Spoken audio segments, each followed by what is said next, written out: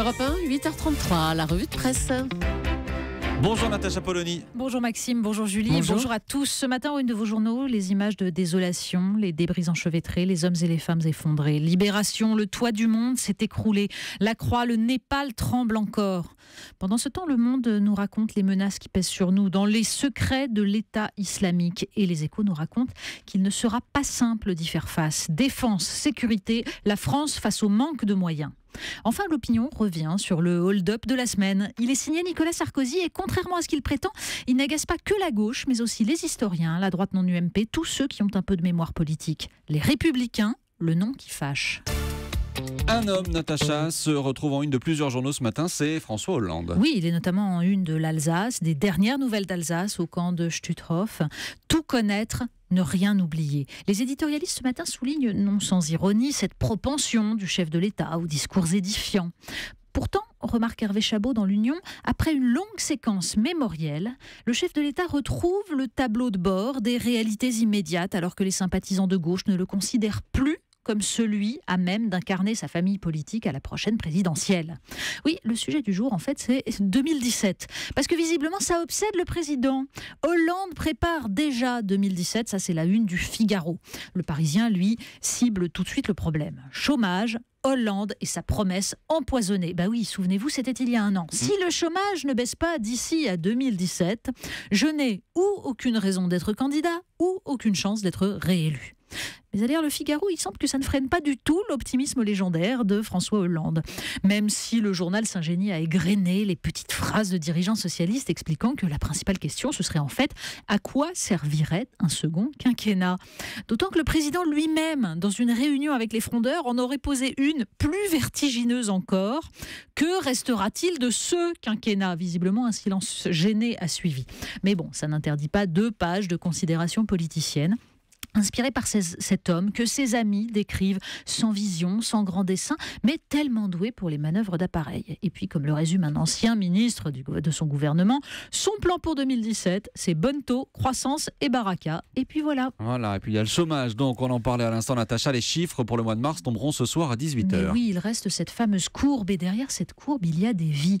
Elles sont décrites dans La Croix, qui donne la parole à d'anciens chômeurs sortis d'affaires. Les mots sont terribles sur ce job à plein temps qu'est la recherche d'emploi.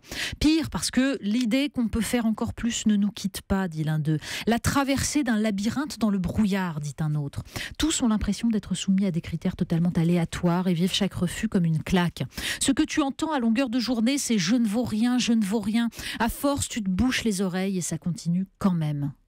Alors, eux aussi l'entendent, cette petite musique. Le Monde nous raconte la vie de ces jeunes gens partis en Roumanie étudier la médecine. Là-bas, une université accueille 1000 étudiants français recalés chez nous à un concours de première année régi par les règles du numerus clausus. Alors, ils tentent leur chance à l'autre bout de l'Europe en espérant, au bout de 6 ans, passer l'internat français et valider leur diplôme. Cette année, 2 étudiantes se sont suicidées. 2 autres ont fait une tentative. Isolement, mésestime de soi, sentiment d'échec. Pendant ce temps, la France, elle, manque cruellement de médecins et fait appel à des diplômés étrangers sous-payés. Le Monde nous entraîne dans les secrets de l'État islamique. Oui, il est vrai que c'est ce qui préoccupe plus directement les journaux, la menace terroriste. Alors, il faut absolument lire le récit incroyable du Monde, traduction du magazine allemand Der Spiegel, qui a eu accès à des documents extraordinaires. 3 pleines pages qui nous racontent la vie et la mort d'Haji Bakr, cerveau de l'État islamique. Il était colonel dans l'armée irakienne, renvoyé en 2003 par des Américains qui n'ont pas compris qu'il laissait dans la nature des milliers de gens instruits, frustrés, dont il se faisait des ennemis jurés.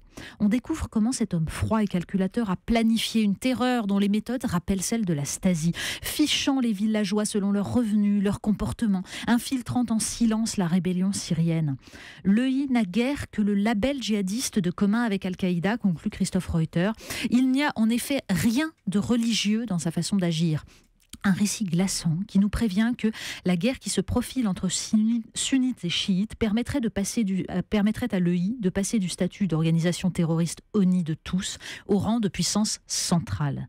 Mais l'Occident ne l'a visiblement pas encore compris. Et on change complètement de sujet, il est aussi question d'allergie dans les journaux. Oui, parce que ça c'est un article passionnant de Science et Vie. Alors pas celui qui est annoncé en une, on peut vivre sans cerveau, parce que ça je serais trop tentée d'ironiser sur tous les gens que je connais qui arrivent très bien. Voilà, c'est vrai, hein. Exactement. Non, c'est un article article qui nous parle d'allergie. Ben oui, c'est un problème absolument crucial et qui augmente.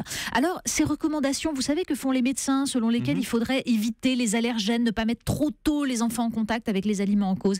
Et bien, conclusion de Science et Vie, le problème, c'est justement le contraire. C'est notre tendance hygiéniste qui causerait les problèmes d'allergie, ou en tout cas qui les renforcerait. Nos enfants ne sont pas assez confrontés à des bactéries totalement inoffensives, et à côté de ça, ils passent leur vie confrontés à des éléments chimiques, des solvants, des aliments rendus allergisants par des traitements industriels, des fruits et légumes stressés par la culture intensive, et là aussi ça crée des molécules allergènes. On peut stresser les fruits et légumes. Exactement. Et puis il y a cet article du Figaro dans les pages santé qui nous raconte notamment comment un bébé dont la mère ne fume pas aura plus de risque d'asthme si sa grand-mère a fumé. Ça se transmet. Bref, il n'y a pas de raison que ça s'arrête tout de suite. Un clin d'œil encore, Natacha. Mais oui, 20 minutes nous apprend qu'à Hong Kong, on ne plaisante pas avec la propreté. Pour lutter contre les sagouins qui jettent leurs déchets dans les rues, eh bien, des associations environnementales placardent des affiches avec les portraits robots des pollueurs. Alors, comment ils font ? Eh bien, ils reconstituent le portrait, tenez-vous bien, à partir de l'ADN trouvé sur les mégots et les chewing-gums. Ça doit être assez dissuasif. Bon, c'est illégal en France, je pense, c'est dommage, parce que, bon, cela dit, est-ce qu'on a vraiment besoin de l'ADN pour connaître le visage des principaux pollueurs, ceux qui défendent une agriculture industrielle, ceux qui dissuadent la France de légiférer sur les pesticides quand nous en consommons plus que nos voisins. Allez, cherchez bien, à mon avis, vous avez quelques images en tête. Merci beaucoup, Natacha Polony. C'était la revue de presse sur Europe 1.